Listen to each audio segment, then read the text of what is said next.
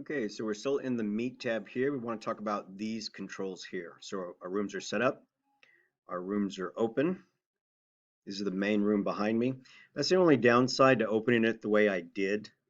Remember, I started by opening it from Google Classroom, and then I did this to sync the main room. Then I opened the breakouts.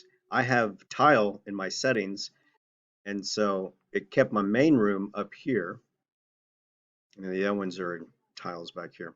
All right, just something to consider. All right, moving on. So anytime I want to go back and forth to the rooms, you'll notice the speaker, this is the speaker button, it's already on, so I can hear everything in the main room. My mic is off and my camera's off. So when you want to use those in the main room, simply click, and there you go.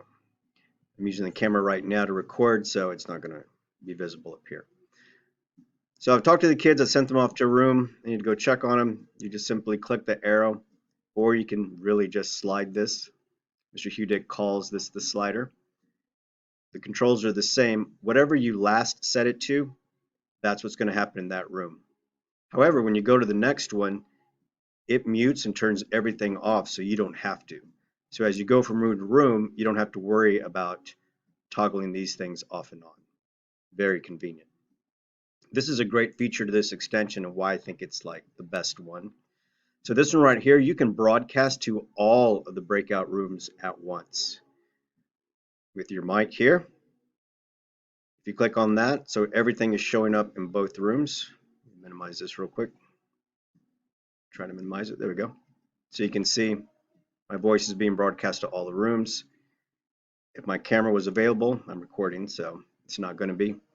I will appear like the Wizard of Oz to them. Or I can mute myself, or if for some reason I want to turn the speakers on in all of the rooms, you can do that. Get ready for a bunch of noise. And of course, back to my main. You can see whichever studio or whichever room I pull up, it brings it into focus for me, which is nice. That's pretty much just the controls. Feel free to play around with them. Before we move on, just let me say sometimes there is a little glitch. I've noticed in some classes there's a lag.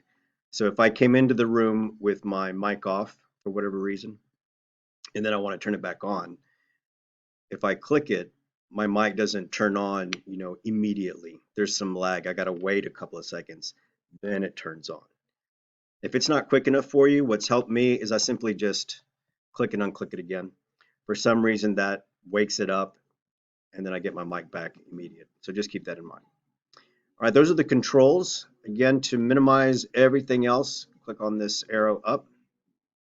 You can see the lag now. It should have pulled everything up. Turn off my mic. There it goes. A little late. Everything's still there, and you just got to click it back down. All right, for the other controls that might be of interest to you, it's hard to see. It's at the very bottom. Let's see if I can pick this up so you can see a little better. Oops, there we go. All right, this is mute and remove participants. Anytime you click on these, it just expands it basically. So all these are new with this version. He had maybe 3, now he's added all of these. So you can mute everybody in the main room. You can mute them all in the break rooms all at once, or you can do both. All the rooms, just mute everybody, no problem. Or if you're in a particular room, you can just do that there, kind of redundant because you can do it up top. That's for muting purposes. You can remove, of course, again, anybody.